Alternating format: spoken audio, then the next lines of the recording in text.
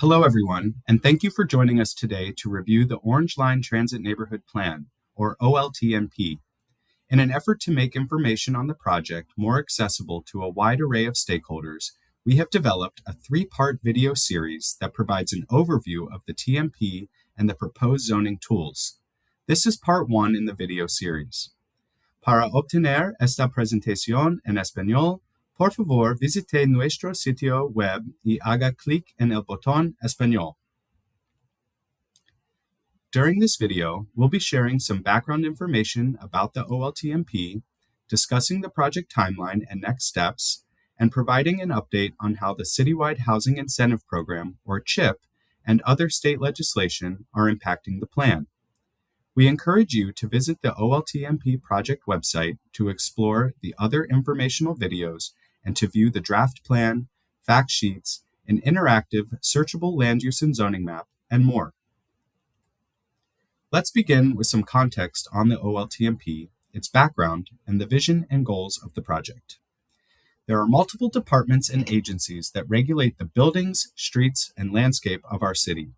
This slide highlights how the Department of City Planning regulates the development of private property in the city and influences the design of the built environment to ensure that future development is aligned with the city's land use goals and policies. From overseeing long-range planning efforts to managing the environmental review of projects, city planning's work has a lasting impact on Los Angeles. Other departments, such as LADOT, Bureau of Engineering, and Streets LA are responsible for other public components of the built environment, including street paving, sidewalk repair, tree maintenance, and more. One of multiple long-range planning efforts being undertaken by the Department of City Planning is the Transit Neighborhood Plan, or TNP, program. A TNP is a specialized land use and zoning program that encourages the growth of livable communities and employment centers around the region's expanding transit network by supporting transit ridership and promoting mobility access, expanding affordable housing opportunities, and supporting economic vitality.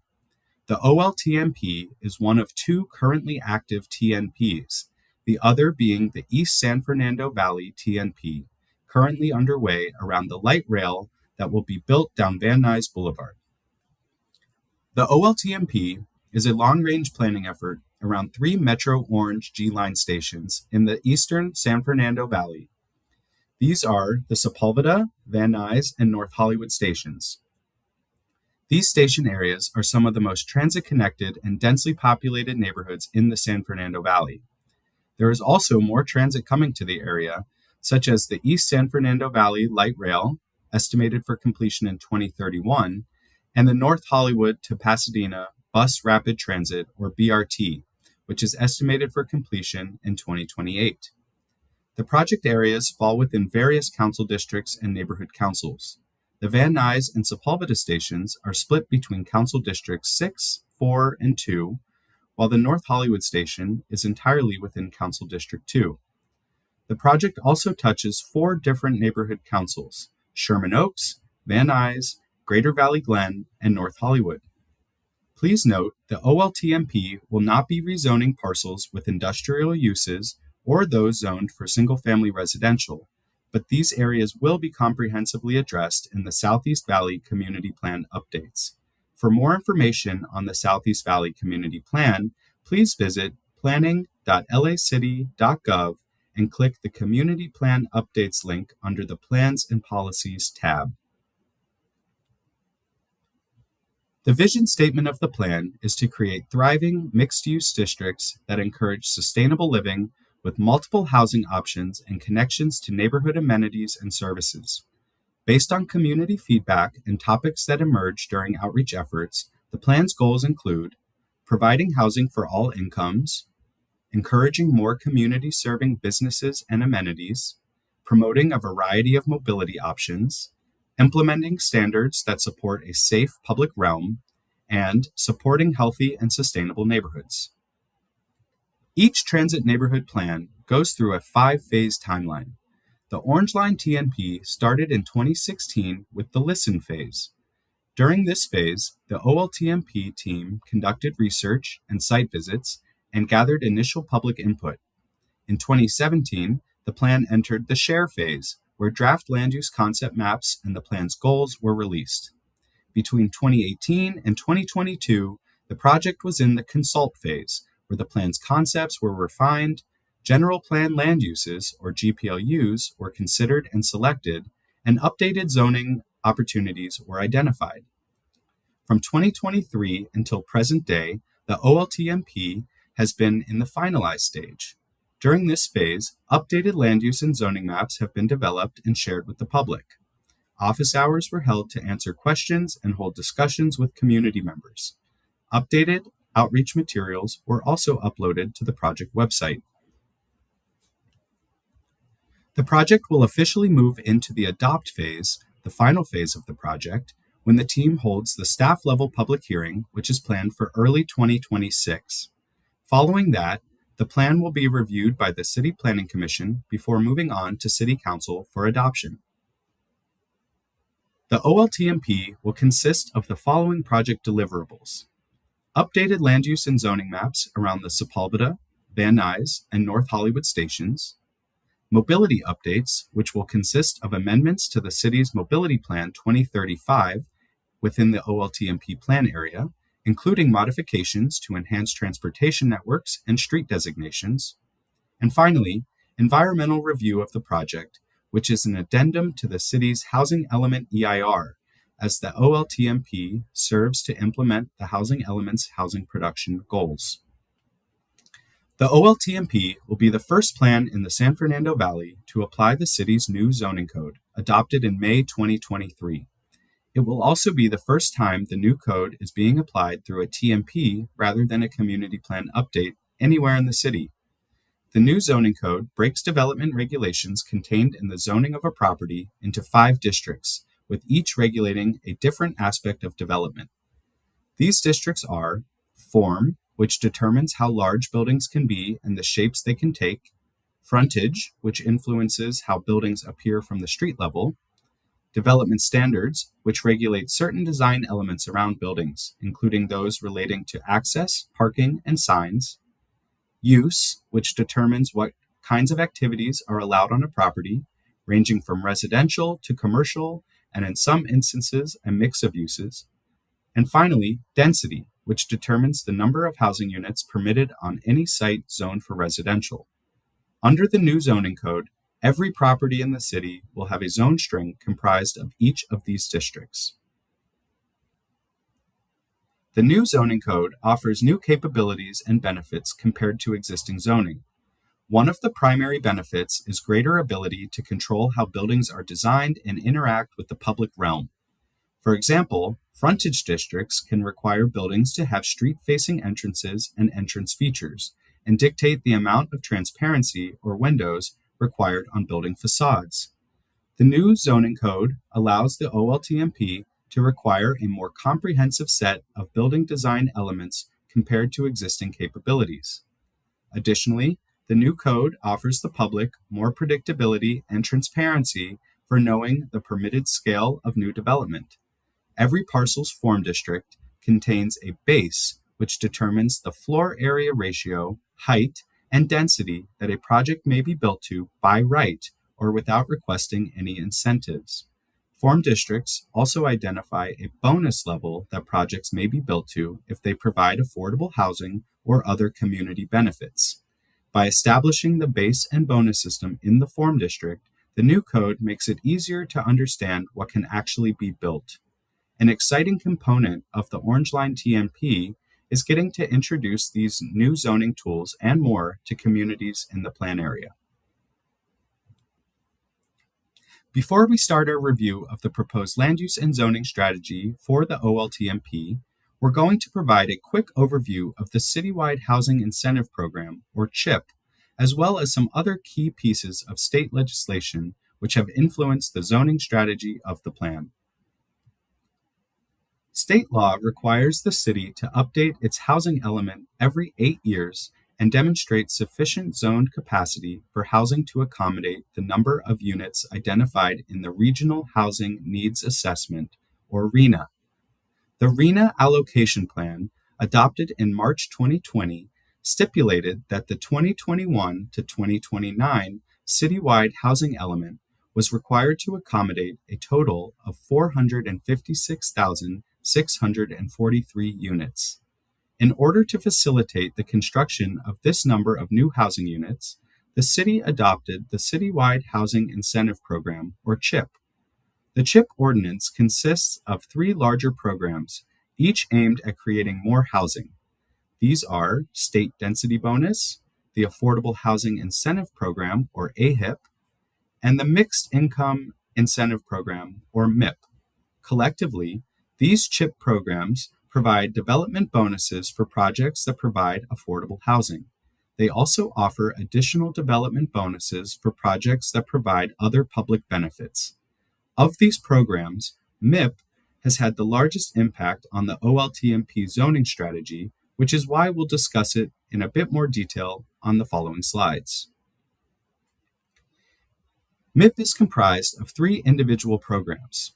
These are Opportunity Corridor Incentive Areas, or OCs, Opportunity Corridor Transition Areas, or CTs, and Transit-Oriented Incentive Areas, also known as TOIA.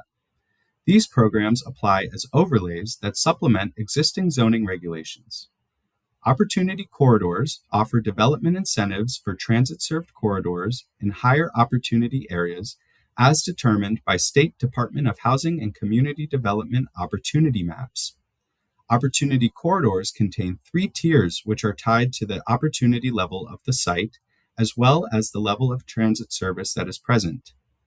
Higher opportunity areas with better transit are eligible to receive greater development incentives.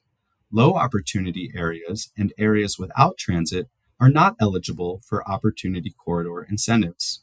Regardless of the tier, the Opportunity Corridor Program is intended to ensure that buildings of at least 5 to 7 stories are permitted to be constructed wherever the program is applicable. The Opportunity Corridor Transition Area Program is intended to offer incentives to create missing middle housing in lower-scale, multifamily residential neighborhoods adjacent to opportunity corridors. Transition area incentives generally allow for buildings to rise between 3 and 4 stories wherever applied.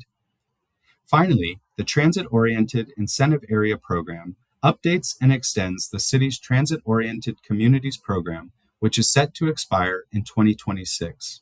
This program creates larger density bonuses and development incentives for areas that are well served by transit.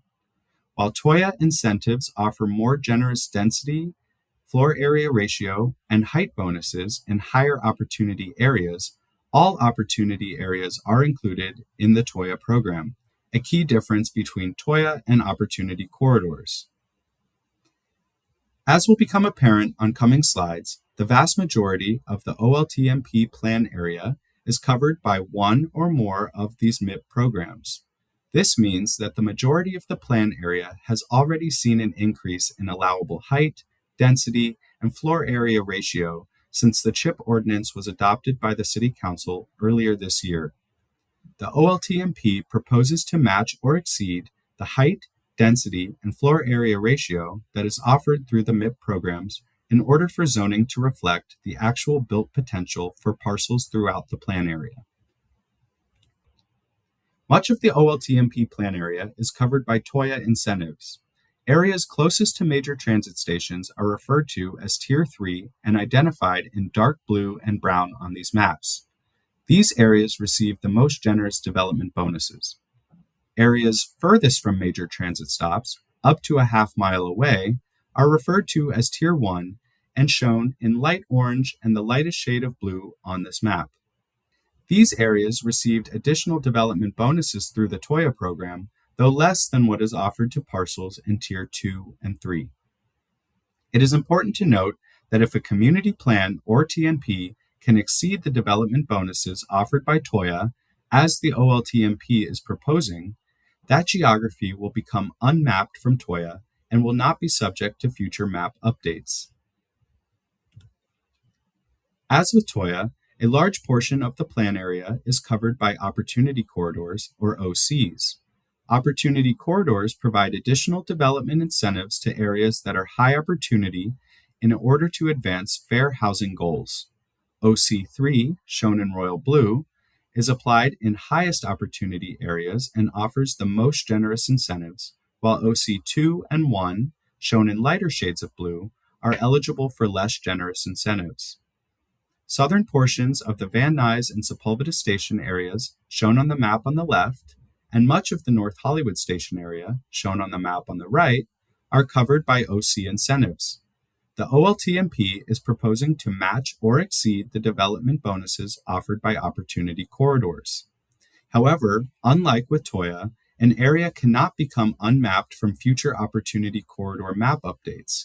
For more information on the Citywide Housing Incentive Program and to review these maps, please visit the Draft Plan Materials and Resources tabs on our project webpage. In addition to CHIP, the TNP has had to navigate state legislation that could present impacts to the plan. Two state bills that are relevant to the plan are SB 79 and AB 2097. SB 79, which was signed into law in October 2025, allows for increased development potential for housing projects within a half-mile from major public transportation stations. As of now, the team does not anticipate SB 79 will necessitate changes to the TNP, as proposed zoning in the plan area matches or exceeds what is offered by SB 79. As a reminder, single-family zone properties have been carved out of the TNP and will instead be addressed by the Southeast Valley Community Plan updates. AB 2097 prohibits minimum parking requirements near major transit stops. The majority of parcels within the TNP are AB 2097 eligible, and therefore the plan will not include minimum parking requirements. Developers may, however, still provide parking based on expected parking demand. Department analysis shows that even in a post-AB 2097 landscape, developers still provided the majority of parking spaces that would have been previously required. This concludes Part 1 of the Orange Line Transit Neighborhood Plan presentation. To see Part 2, which covers proposed land uses and zoning in the Sepulveda and Van Nuys Station areas, please click on the link for that video on this page.